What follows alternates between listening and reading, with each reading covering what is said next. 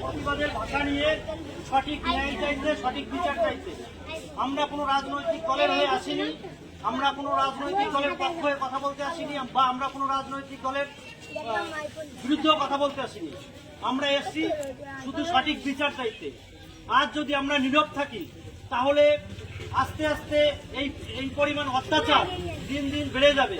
তাই আমরা সকলে পদযাত্রার মাধ্যমে আমরা সুষ্ঠুভাবে আমরা আমাদের মিছিল চালিয়ে যেতে চাই। মা তুমি নীরব কেন? সামনে তোমার মেয়ের পালা। ভাই তুমি নীরব কেন? সামনে তোমার দিদির পালা।